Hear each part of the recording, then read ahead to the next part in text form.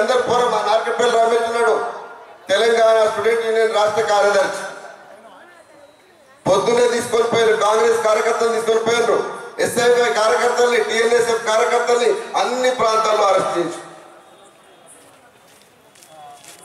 తెలంగాణ రాష్ట్ర ఉద్యమం ఉధృతంగా జరుగుతున్నప్పుడు కూడా నల్ల జెండాలు పట్టుకొని ఎవరైనా కానీ ఎదురుగా వస్తే ఏంది మీ సమస్య అంటే, తెలంగాణ అంటే నా దగ్గర లేదయ్యా ఈ పరిస్థితి, ఢిల్లీలో తేల్చాలని చెప్పి సమైక్య పాలకులు సంస్కారంతో చెప్పారు. కానీ ఇవాళ ఏం జరుగుతూ ఉన్నది, ఎవడు మాట్లాడొద్దు, ఎవడు ప్రశ్నించొద్దు, దొరబోతా ఉంటే అందరు పక్కకి వెళ్ళిపోవాలి.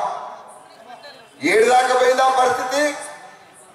సూర్యాపేట మంత్రి ఇంటికి పోతే ఆ 108 కుయి సప్పుడు వస్తుంది కదా, అది వస్తే సంస్కారం ఉన్న ఎవడైనా సరే, ఎంత పెద్ద పాలకుడైనా